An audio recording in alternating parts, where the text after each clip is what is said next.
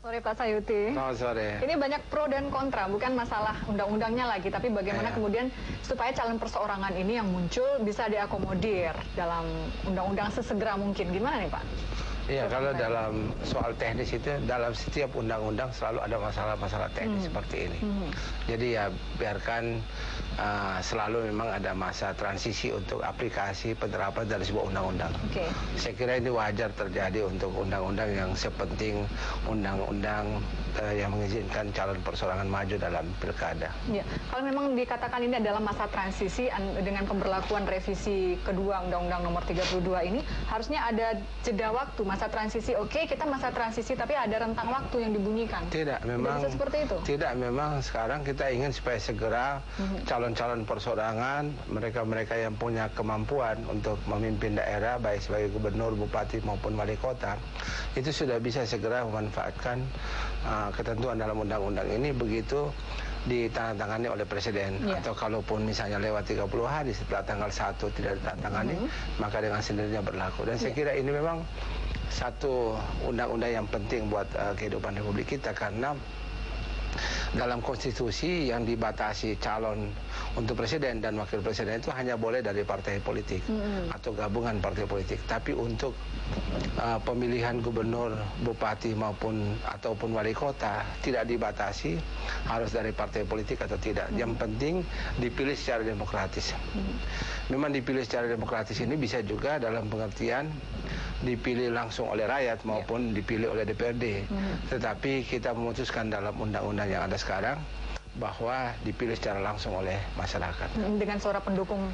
Dengan suara yang menunjukkan KTP itu tadi? Dengan menunjukkan KTP. Oke, sebelum bicara tentang demokratis atau tidaknya penunjukan calon independen dalam pilkada ini, saya mau menarik kembali Pak masalah waktu ini.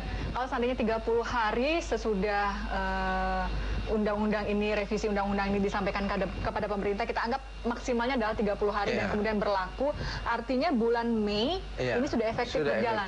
Nah, sementara KPU sendiri pun belum hingga saat ini belum memiliki petunjuk teknis yang sebenarnya petunjuk teknis itu nggak banyak, hanya satu saja menyangkut memang ada kesulitan teknis. Kalau partai politik yang mengusung calon-calonnya itu sudah jelas bahwa mereka memiliki jumlah dukungan.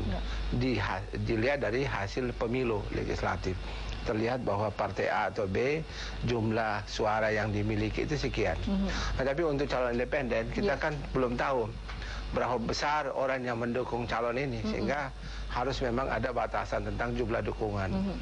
Nah, untuk memverifikasi jumlah dukungan itu diperlukan memang teknis, teknis pelaksanaan yang dilakukan oleh KPU daerah, tapi secara teknis teknis itu dilakukan oleh PPS.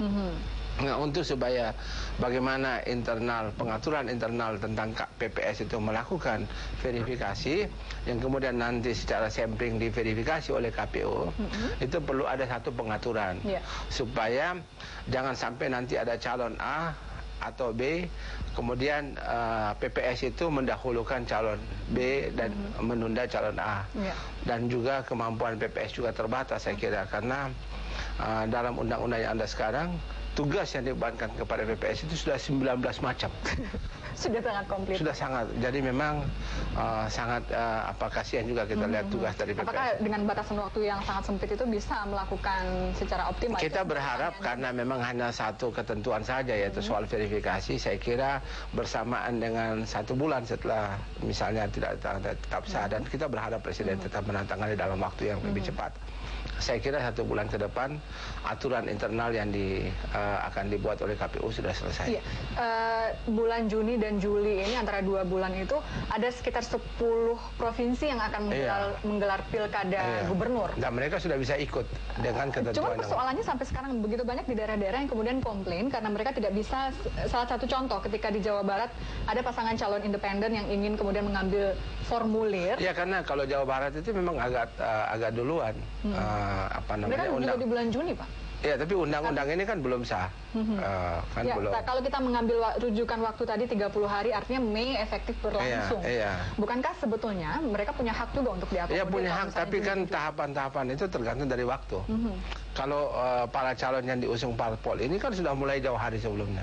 Jadi tidak bisa langsung berlaku, terus langsung ada jumlah dukungan. Makanya apakah perlu kita kemudian mencantumkan mungkin di dalam ketentuan teknis yang akan dibuat oleh KPU ada masa transisi yang tegas di situ? Mungkin undang-undang ini baru bisa sah berjalan hanya di bulan Oktober ke depan. Itu kan kalau kita bikin seperti begitu, Mbak, itu berarti kita membatasi juga apa namanya hak dari calon perseorangan. Karena siapa tahu misalnya teknis-teknis itu bisa dipercepat penyelesaiannya.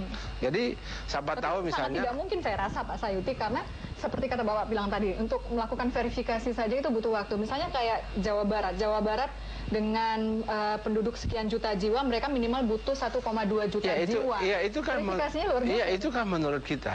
Tapi kalau itulah kesempatan kepada calon perseorangan untuk membuktikan dengan manajemen yang bagus, dengan apa namanya teamwork yang bagus, mereka bisa mengejar angka lebih waktu yang lebih singkat, sehingga penetapan satu batas waktu tertentu yang terlalu lambat itu juga sebenarnya mengurangi hak mereka. Jadi biarkan saja siapa yang cepat selesai sesuai dengan tahapan yang ada, ya dia akan punya kesempatan untuk menikmati undang-undang baru ini sehingga bisa lebih cepat. Gitu ya. Kalau begini Mbak, kalau dari partai politik itu selalu ada beban. Ada beban untuk jangan selalu dianggap bahwa parpol ini takut, ya. Parpol ini nanti takut disaingi, parpol ini menghambat dan sebagainya. Saya kira suara-suara itu berhasil ditepis dengan kerja keras kita siang malam untuk menghasilkan undang-undang yang segera selesai. Bahkan beberapa undang-undang di Komisi 2 kita tunda, seperti pelayanan publik kita tunda, undang-undang tentang sustuk juga banyak mengalami kendala, walaupun tidak persis di Komisi 2 tapi banyak anggota